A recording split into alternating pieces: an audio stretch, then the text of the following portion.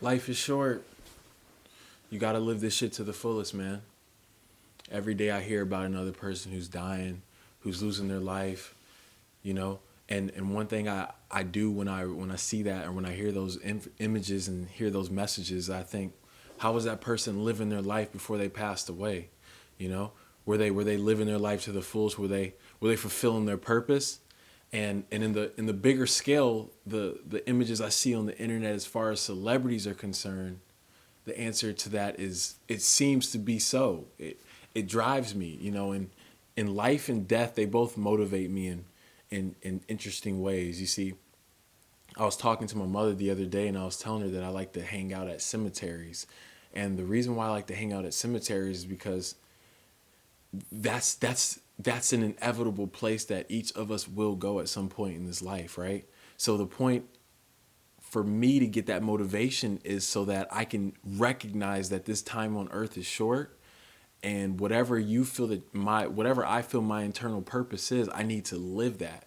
You see, I get caught up in doubt and self-doubt and self-pity and wondering if I can get accepted by my peer group, you know, but and that's been holding me back. That's been hindering me from fulfilling my purpose. So going to the cemetery shows me the inevitable. It shows me that what you're worried about on earth right now doesn't matter, because one day you're going to be in the dirt and no one's going to care about if someone liked you or if someone thought you were cute or if someone thought you were ugly. It doesn't matter. None of that stuff matters on earth, man. The point of this existence is to travel. That's it. We're on a ball, we're on a rock in the middle of the universe that's traveling. So we can mimic that ball on the universe and travel internally, right? Don't ever stay stagnant. Don't ever revert. We can't go backwards. We must continue to go forward, because that's what we're doing. That's what this earth is doing. That's what this galaxy is doing. It's ever expanding.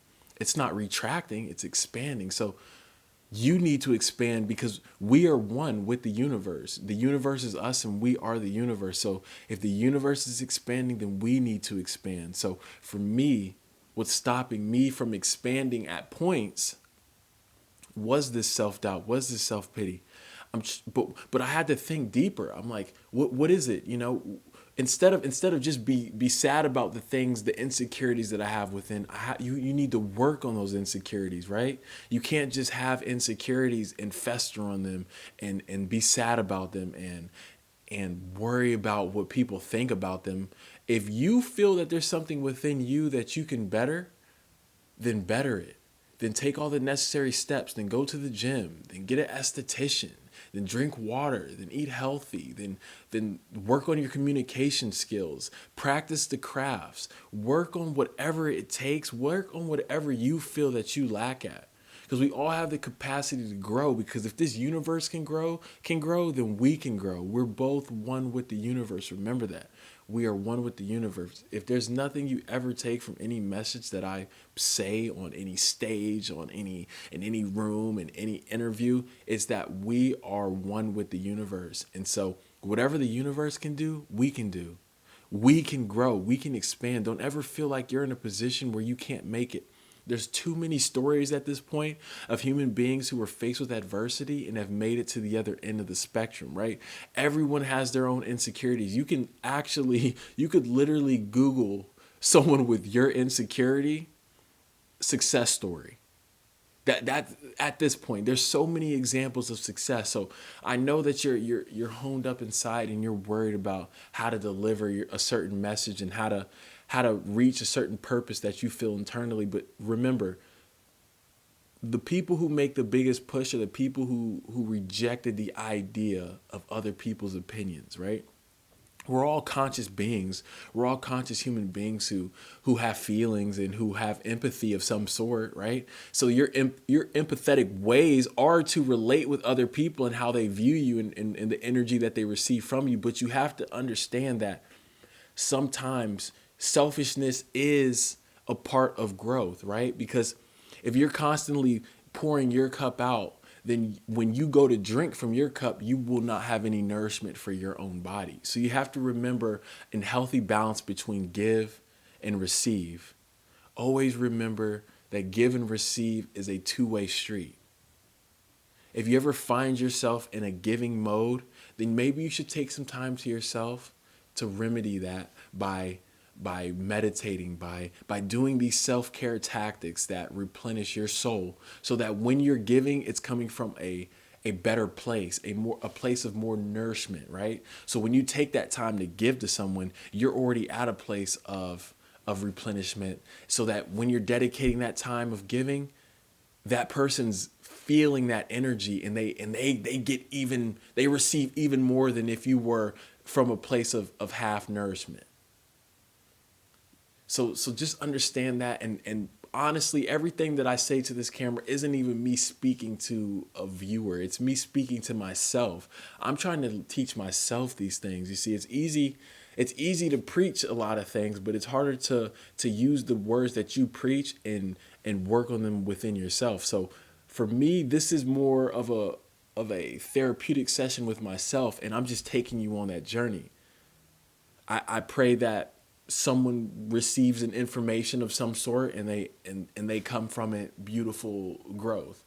But for me, I'm on my path of growth, and I hope that through my growth, people get enlightened and people get inspired to grow within themselves. You see, I will never want to do something or preach something that I'm not willing to do or preach myself. You know what I'm saying? So thank you. This is a journey. Right now, I'm getting into comedy. I'm trying to figure out that avenue. I'm getting back into the dating scene. That's been a interesting experience, to say the least. You know, for comedy, it's a grind. It's an everyday grind. It's nonstop. You know, the second you take your foot off the gas, a person that you were with, you may start seeing benefits because they were solely consistent. Consistency is key with anything that you do. And that's what I'm seeing in comedy, is consistency is key. When I keep my foot on the gas with comedy, I get offers to do shows. I get better reception when I go on stage. Things get easier to cope with when I get in front of a group of people and talk, because I take the time to continue to do it every day. I continue to hone in my craft. I continue to put in the work and the time. The second I take time off is the second I get that rust on me, the second that life gets in between me and my vision. You see, I don't have, my vision is to deliver a message. I had a vision the other day where I realized, oh wow, I think my vision, my purpose is to be a message deliverer. Deliver a message. So that hit me. Whether it's through comedy, whether it's through leadership, whether it's through working out, whether it's through dating, whether it's through interviews, whatever the medium is, the goal for me is to deliver a message. And that message is of positivity. That message is of resiliency.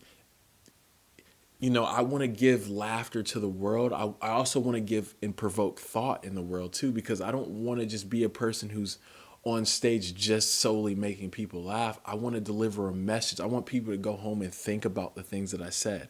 I want to put candy within the medicine, so that you're getting that laughter, but you're also getting that thought. You're also thinking, wow, that was a funny joke, but the thing that he said behind that joke, the reason he said that joke, wow, there was such a powerful message that I received from that. That's the goal for me, is to deliver a message to people, because I understand that we're all searching for messages right now. More than ever, there's so many different avenues and mediums that are delivering messages. So if anyone comes across me, I just hope that they are left with some sort of positivity, whether they get 5 seconds of content or 30 hours of content. I just want positivity to be the message or the feeling that is relayed to them. And dating is understandably a trying process as well for me, because I just recently got out of a relationship that I'm coping with, and that I'm coming to grips with, that I still have feelings for this person. We've been separated for 5 months, but if I'm being honest with myself, I have to be honest about the fact that I still have these harnessed feelings for her, and I'm not able to fully indulge in a single relationship because I'm still harping these emotions. You know, I understand that a part of me, I'm a lover, so I give my heart, and I feel like every single relationship, every partner I have is going to get some piece of my heart. I wish that I could break up and then a year later I am completely not registered with that relationship, but that's not the case, man. With me, you gotten a part of my heart that is with you for the rest of your life and with me for the rest of my life. So I can't avoid that. I can't put that to the back burner. Like, I have to address that. I have to move forward in my new relationships, addressing the truth about who I am, about the feelings that I have for my past relationships, and deal with them in a healthy way.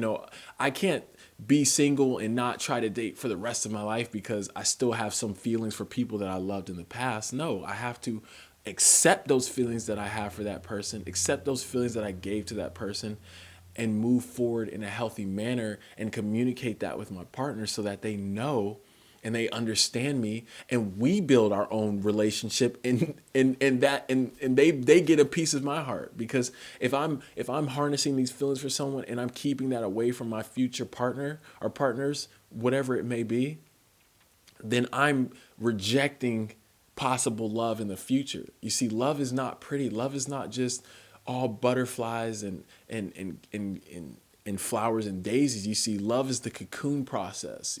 Love is the uncrackling of the cocoon and the spreading of the cocoon for it to become a butterfly. You see, you have to spend time in truth, and with truth comes pain. Sometimes comes things that you don't like to hear. Comes the honesty, the relaying of layers, the unfilteredness of love is truth. So in order for love to grow, truth must be present. Friendship must be present. Understanding must be present between me and whatever partner that comes in my life. So these are the things that are going on in my life, and I just wanted to break that down for you guys and let you guys know that I'm on my journey right now, and I'm trying to stay consistent with this content because I understand that the message I deliver can be of help to someone, and it's definitely helping me. So I want to continue to help myself, and I want to continue to help whoever it is would like to be helped by this message. So thank you again for coming to me and listening to this message. And if you made it this far, I am